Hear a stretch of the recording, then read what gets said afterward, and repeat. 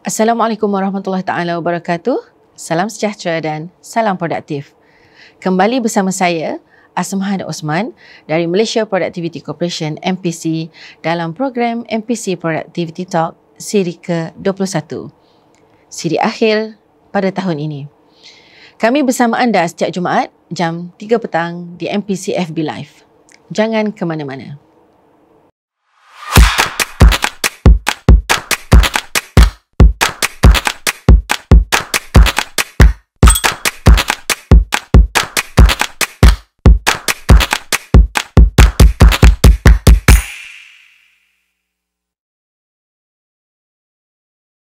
Memacu produktiviti melalui amalan baik peraturan, GRP.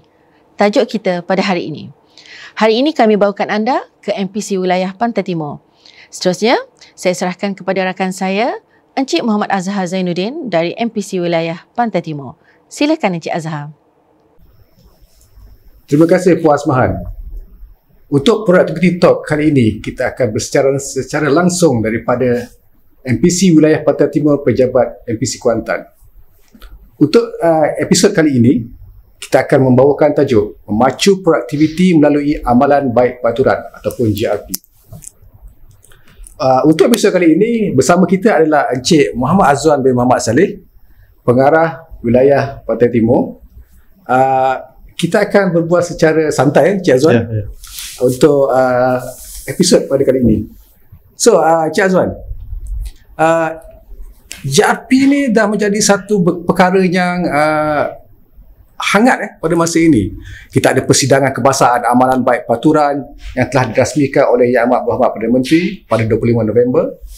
Pada Julai pula, kita ada pelancaran dasar negara bagi GRP, dan pada peringkat MPC juga, kita ada bulan GRP daripada 25 Oktober sehingga 25 November. So, persoalannya Encik Azwan, apa itu GRP dan kenapa ia penting? Okey, terima kasih Encik Azhar. Bismillahirrahmanirrahim. Assalamualaikum warahmatullahi taala wabarakatuh.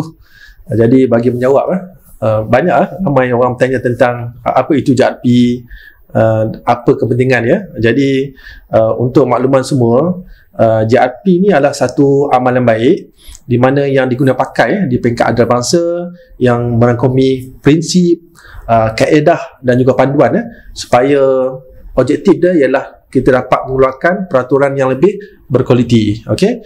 Jadi dengan mengamalkan good regulatory practice ni, sebuah negara dikatakan mempunyai good governance, telus dan juga ada accountability dalam proses pembangunan peraturan. Jadi in fact pihak OECD juga telah membuat early assessment tentang pelaksanaan GRP di Malaysia.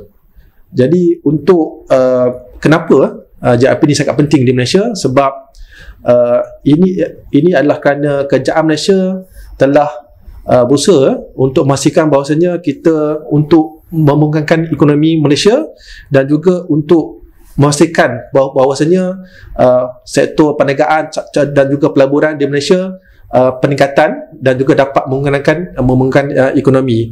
Jadi dengan mengurangkan beban peraturan. Jadi dulu kita tengok untuk memastikan produktiviti kita meningkat ialah kita melihat produktiviti di peringkat prima, tetapi sekarang ni kita tengok ekosistem kita dengan adanya GRP ni memastikan bahawasanya kita dapat mengurangkan beban tidak wajar kepada pengusaha ataupun pihak perniagaan, di mana mereka ini menyumbang ke arah pembangunan ekonomi Malaysia. Okey, terima kasih Encik Azwan pasal penerangan yang kita tak tanya pasal apa itu GRP. Okey, seterusnya dalam GRP ni kita ada banyak elemen-elemen dia, tetapi ada satu perkataan yang menangkap kita punya attention, iaitu agile regulation, ataupun dalam bahasa Melayu dia adalah peraturan tangkas. Kita tak tahu pula dalam peraturan tangkas, biasanya tangkas ni cerdas kalau manusia tu. Dalam peraturan macam mana tu peraturan tangkas, Cik Azwan? Alright. Terima kasih Cik Azhar. Peraturan tangkas ataupun bahasa Inggeris agile regulation. Jadi agile regulation ni ialah satu konsep yang besar, ia bukan metod. Satu konsep di mana agile ni maksud dia berubah-ubah mengikut keperluan kita. Jadi agile ni bermaksud what would be the best method untuk kita adopt supaya peraturan yang kita buat tu adalah lebih baik dan juga mencapai outcome yang kita kendaki. Sebab agile regulation ni dalam peraturan dia ada beberapa konsep di mana mungkin kita talk about anticipatory regulation ataupun experimental regulation. Jadi sebagai contoh experimental regulation, contohnya kalau pernah dengar tentang regulatory sandbox, regulatory sandbox ni bermaksud dalam zaman sekarang kita banyak talk about disruptive teknologi. Jadi banyak new business model telah datang dalam pasaran. Jadi apa yang berlaku ialah kadang-kadang inovasi atau new business model ni bila datang dengan adanya teknologi ni menyebabkan banyak pelanggaran peraturan jika mereka ini duduk di mainstream. Jadi apa yang kita buat ialah kita kumpulkan inovasi-inovasi yang ada, pemain-pemain yang ada di dalam satu